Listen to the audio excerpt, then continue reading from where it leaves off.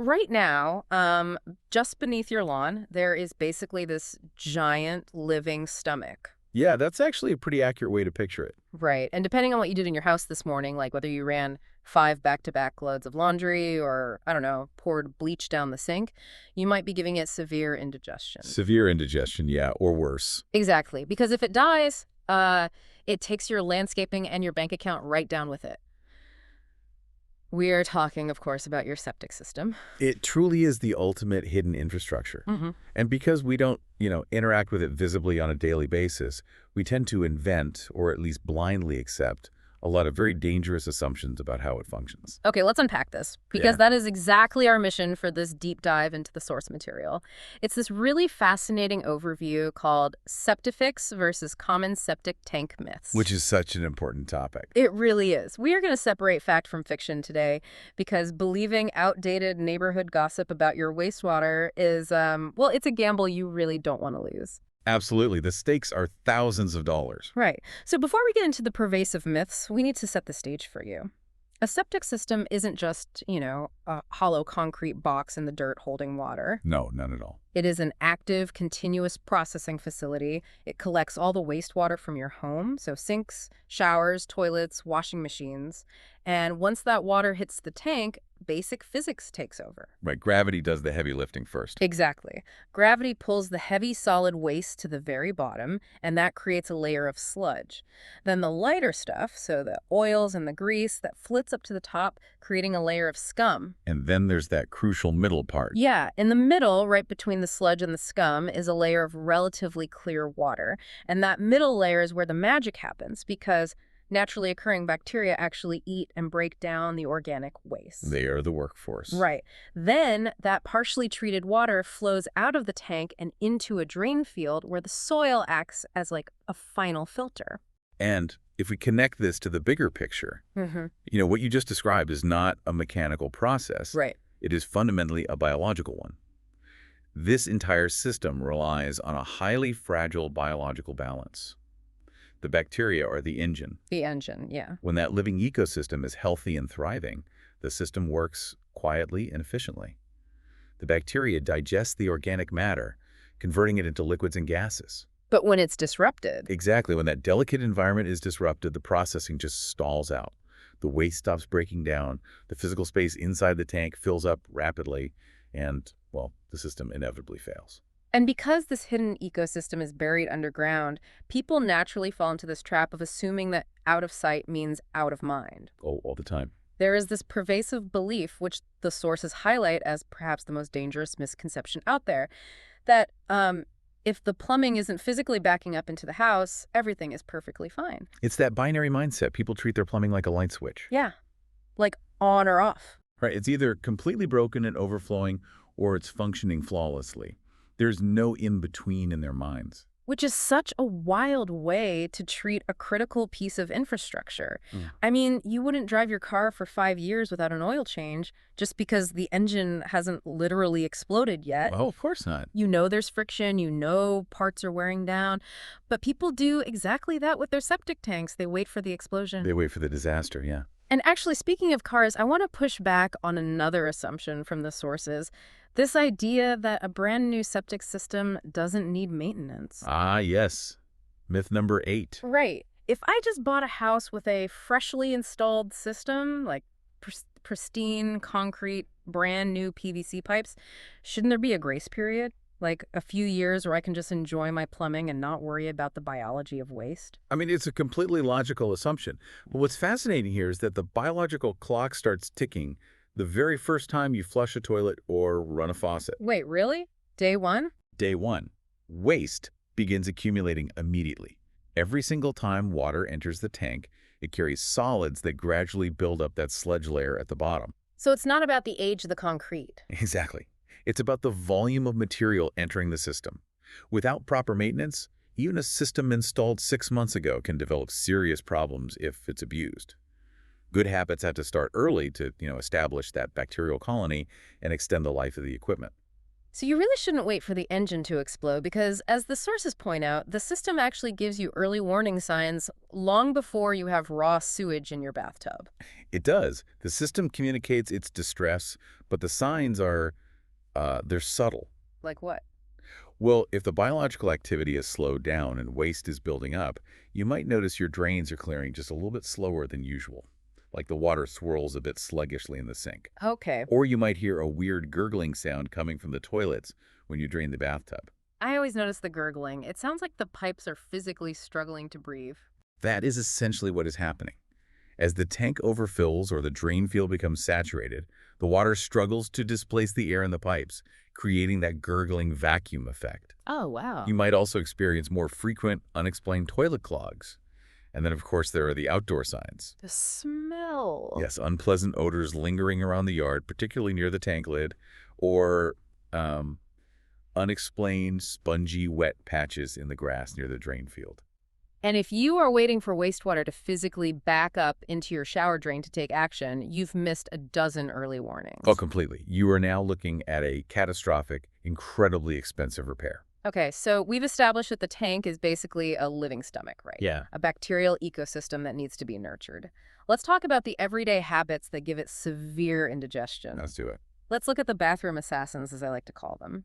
There's this deeply ingrained habit of using heavy chemicals to solve minor plumbing issues, under the assumption that if it clears a pipe, it's doing good work. It's a habit that causes immeasurable unseen damage. And here's where it gets really interesting, because there's this dark irony in how we handle clogs. You get a slow drain in the bathroom sink, right? Okay. So you run to the hardware store, you buy this ultra-powerful, heavy-duty industrial chemical drain cleaner, and you pour a massive dose down the drain. And you think you've fixed the problem. Exactly. Yes, the sheer caustic nature of that chemical might dissolve the hair clog in the pipe, but you just poured a highly toxic antibacterial acid straight into an ecosystem that relies entirely on bacteria to function. It's completely counterproductive. You are effectively assassinating the natural workforce that makes your septic system operate. Precisely. Now, the sources are careful to clarify that not every household cleaning product is dangerous. Yeah. Normal amounts of standard hand soap or mild detergents, they won't wipe out the tank. Okay, that's good to know. But the excessive use of harsh, powerful drain cleaners, heavy bleaches, or antibacterial agents that decimates the bacterial population, it completely alters the pH of the tank. And then what happens? Well, when those bacteria die off in mass numbers, the organic waste just sits there. It stops fermenting, it stops breaking down, and it simply accumulates until it chokes the system. So we have the chemical assassins, but even if you have a perfectly healthy, thriving arterial colony, they can't eat plastic. And that brings up a massive issue with modern plumbing, the lie of the flushable wipe. Oh, this is perhaps one of the most frustrating challenges for wastewater professionals. I bet. The marketing on these products is incredibly persuasive. It says flushable right on the package. But the chemistry tells a completely different story. Exactly. It comes down to material science. Traditional toilet paper is engineered from very short cellulose fibers that are designed to disintegrate in water almost instantly. Right, it just turns to mush. The moment toilet paper hits the water, it starts losing its structural integrity. Wipes, heavily marketed as flushable, on the other hand, are often woven with synthetic polymers or longer, tougher fibers. Because they want them to hold up while you use them. Right. They're designed to stay strong when wet, which is why people like using them. But that same strength means they hold their structural integrity for a very long time inside the septic tank. So they don't dissolve, they just sit there taking up real estate. And I was reading the source materials list of other things people flush, and some of these shocked me. They can be surprising. We all know you shouldn't flush paper towels or feminine hygiene products, but they specifically call out dental floss. Yes. It seems so microscopic, but physically it's essentially a non-biodegradable synthetic string. I imagine that acts like a tiny fishing net catching all the solid waste. It absolutely acts like a net. It snags on rough edges in the pipes, it tangles around solid waste, and it creates the foundation for massive blockages. Yikes. And the sources continue this list into the kitchen. Coffee grounds, grease, cooking oils, and even cat litter. Cat litter? I couldn't believe that one when I read it. People are flushing cat litter down the toilet. It happens more often than you'd think. That is literally bentonite clay. You are flushing wet clay into a concrete box. It just forms a brick at the bottom of the tank. It creates a dense, impenetrable layer of sludge that bacteria cannot break down. And the grease and cooking oils are just as insidious. Oh yeah, the fats. We've all seen the headlines about fatbergs in city sewer systems, and the exact same thing happens in a residential septic tank. You pour hot bacon grease down the drain. It's a liquid, right? Yeah, it flows easily. But the moment it hits the cold PVC pipes underground, it rapidly drops in temperature and solidifies. It binds with those synthetic wipes and the tangled dental floss to create a concrete-like barricade. Wow. All of these items disrupt the biological balance not by poisoning the bacteria, but by creating physical obstacles that the bacteria simply cannot digest. Okay, so we've covered what not to put into the system. No chemical acids, no wet clay, no synthetic fishing nets. But what about the volume of what goes in? Volume is huge. We need to talk about dilution, because there's a common misconception that pushing more water through the system helps clean it out. Usually when you want to clean something like a muddy driveway or a dirty dish or a clogged pipe, you flush it with a ton of water. You blast it. It feels incredibly counterintuitive to restrict water when you're trying to manage waste. But blasting a septic system with excessive water is one of the fastest ways to destroy it. Why is that? To understand why, we have to look closely at the physics inside the tank and a crucial concept known as settling time. Settling time, meaning the physical time the water just sits perfectly still inside the concrete box. That's right. Remember the 3 layers we discussed earlier? Sludge at the bottom, scum at the top, clear water in the middle. Yep. That separation process relies on gravity, and gravity requires time and stillness to do its work. I have to admit, I'm guilty of violating this. You put off chores all week, you procrastinate, and suddenly it's Sunday afternoon and you're running 5 back-to-back loads of laundry, running the dishwasher, and taking a shower all at the same time. It's a universal habit. We all want to get the chores done. Right. But when you run immense amounts of water through the system in a short window, like those 5 back-to-back loads of laundry, you are creating a highly turbulent current inside that 1,000-gallon tank. Oh, I see. The heavy waste entering the tank doesn't have the settling time it needs to sink to the bottom. So it's like shaking a snow globe. The water gets churned up, and before those snowflakes of solid waste have time to settle back to the bottom, the sheer volume of new water pushes them straight out the exit pipe. That is a phenomenal visualization. The tank is violently churning, and partially treated solids get pushed directly out of the tank and into the drain field. And that's bad. This is catastrophic. The drain field is a network of perforated pipes buried in gravel and soil. It is only designed to handle clear, filtered water. Oh, no. If you push raw, solid waste into those narrow soil pores, you coat the soil in a thick, impermeable biological mat. The water suddenly has nowhere to drain. Because it's all clogged up with sludge. Exactly. Treatment efficiency plummets, the water backs up, and you are looking at a ruinously expensive landscaping and plumbing repair to excavate and replace that soil. So something as mundane as spreading your laundry loads out to 1 a day instead of 5 on Sunday is actually a crucial money-saving maintenance strategy. Absolutely. Practicing basic water conservation, like fixing leaky toilets, spreading out water-intensive chores, is one of the simplest ways to support septic performance. Yeah. You have to give the tank time to digest and separate. Makes total sense. And this lack of processing time connects directly to another dangerous assumption the sources highlight. The idea that bad smells are just a normal part of owning a septic tank. Right. The logic is, it's a sewage tank buried in the yard. Of course it's going to smell like sewage. But that logic ignores how the biology actually works. Fleeting odors can occasionally happen. Perhaps a strong wind creates a downdraft through your roof vents. Sure. But persistent, strong septic smells in your home or yard are never normal. They're a glaring symptom of a system in distress. So what are the smells actually communicating to us mechanically? Like, what's going wrong? Well, smells are usually the byproduct of gases like hydrogen sulfide or methane. Okay. According to the sources, a strong odor typically indicates one of 4 major failures. First, significant waste buildup because the tank is physically too full and needs pumping. Makes sense. Second, poor bacterial activity. If you've poisoned the bacteria with bleach, the waste isn't being efficiently digested. It's simply rotting and fermenting, which produces noxious gas. Oh, right. Third, you could have ventilation issues in your home's plumbing stacks, trapping gas inside. Or fourth, The worst case scenario. Drain field failure. Yes, drain field failure, where raw sewage is pooling just beneath the surface of your lawn. Ignoring a persistent smell is basically guaranteeing that a minor, fixable biological issue will evolve into a massive structural disaster. So what does this all mean? We know the vulnerabilities. We've got harsh chemicals wiping out the bacterial workforce. We've got flushable wipes and fatbergs creating concrete-like blockages. And we've got excessive laundry days ruining the settling time and clogging the drain field. It's a lot of potential pitfalls. It really is. So knowing all of that, how do you actively maintain that delicate biological balance? And that brings us to our final set of myths from the sources regarding maintenance and additives. Right, because there's a belief that pumping the tank is the only maintenance you ever need to do. Let me try an analogy here. Is pumping the tank sort of like taking out the kitchen trash, while using a septic additive is like taking a daily probiotic for your gut health? You know, that analogy holds up perfectly under scrutiny. Really? Let's look at the pumping aspect first, because it is non-negotiable. Routine pumping is a pillar of septic ownership. A professional comes in with a vacuum truck and physically removes the accumulated sludge from the bottom and the scum from the top. It empties the physical space. It is exactly like taking out the trash. Yeah.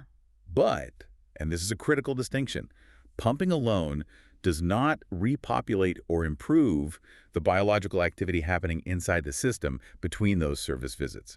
Right, because taking out the kitchen trash doesn't improve your actual digestion. Right. Once the tank refills with water from the house, you still need healthy bacterial populations to break down the everyday waste. Exactly. Pumping resets the physical capacity, but your ongoing maintenance habits are what support normal biological operation. Okay. And that leads directly to the topic of additives. A major myth the sources tackle is that all septic treatments on the hardware store shelf are created equal. Which they aren't. Not at all. They vary wildly in their chemistry and their function. I noticed the sources point out that some are enzymes, some are bacterial cultures, and some are basically just heavy perfumes masquerading as treatments. I'd love to dig into the difference between enzymes and bacteria, because it feels like a crucial distinction that most people just miss. It is a vital distinction. Think of enzymes as biological scissors. Scissors. Right. They are catalysts that break complex waste molecules like proteins and fats into smaller pieces. But they are not living organisms. They don't consume the waste. Ah, Bacteria, on the other hand, are the actual mouths that eat the waste. got it. If you pour a purely enzymatic additive into your tank, you are just chopping the waste up into smaller pieces. Yeah. You've added scissors, but no mouths. The waste doesn't actually go anywhere, it just changes form. You need the mouths to consume the broken down material. And that brings us to a specific product the source material discusses at length, which is SEPTIFIX. Yes, SEPTIFIX. Now, we are simply looking impartially at what the manufacturer claims here, but their mechanism of action is a really interesting approach to that probiotic concept. It is an interesting formulation. SEPTIFIX is described in the sources as a septic tank treatment tablet designed for monthly use. Okay. Instead of just enzymes, its mechanism is quite specific. After you flush the tablet, it is designed to dissolve and release both oxygen and beneficial bacterial cultures directly into the septic tank. Here's where it gets really interesting. Oxygen and bacteria. So it's actively trying to repopulate and stimulate that living ecosystem. That is the intended biological goal. By introducing oxygen, which promotes aerobic bacterial activity, and that's often more efficient than anaerobic breakdown, and adding beneficial bacteria, the intention is to support the natural digestion of waste. So it's a two-pronged approach. Right. The sources note that this combination aims to contribute to a healthier biological balance, actively reduce those noxious odors, and minimize the rapid accumulation of solid sludge. And I can see why a lot of homeowners gravitate toward it because it simplifies the maintenance routine down to just a once-a-month flush. It does offer convenience. Well, and this is a massive important caveat that we need to emphasize for you, the listener. Products like SEPTIFIX, or any bacterial additive for that matter, are a complement to routine care. They are not a magic bullet. That cannot be overstated. Right. You cannot flush a tablet on the first of the month, then proceed to pour industrial bleach down the sink, flush synthetic wipes, and run 6 loads of laundry in a single afternoon, and expect your system to survive. Exactly. You can't take a probiotic in the morning, eat heavily processed garbage all day, and expect to feel like an Olympian. The additive works best alongside responsible habits. You still need professional inspections, you still need proper pumping schedules to remove the indigestible solids, and you absolutely still need mindful water use. The source material is very clear on this hierarchy. Additives can support the biology, but they are just one component of an ongoing, broader strategy of mindful household management. Which brings us to the ultimate takeaway from all of this source material. Successful septic ownership isn't about crossing your fingers and hoping for the best. It requires a proactive mindset. If you can abandon these old neighborhood myths, if you can stop relying on harsh chemicals, stop flushing things that won't degrade, and catch those early warning signs like slow drains and gurgling pipes, you can prevent catastrophes. It is the literal difference between a smooth-running, stress-free home and a massive, yard-destroying, foul-smelling repair bill. And as we frequently explore in these discussions, knowledge is only truly valuable when it's understood and applied. Very true. Knowing the chemistry of why a flushable wipe doesn't break down is only useful if you change your habits and stop flushing them. Yeah, you have to actually act on it. Understanding the physics of settling time only protects your drain field if you actively choose to spread out your laundry loads. It's about taking this insight into the underground ecosystem and implementing smart, deliberate practices in your daily life. I love that. We usually think of our homes as purely mechanical structures, right? We think in terms of wood, wire, concrete, and PVC pipes. We treat the house as an inanimate object. But if your plumbing relies entirely on a thriving, invisible bacterial ecosystem just to function, well, maybe we need to fundamentally shift our perspective. How so? Maybe we need to start thinking of our houses as living biological organisms. And if that's the case, what other parts of your home's anatomy are you accidentally starving or overfeeding right now?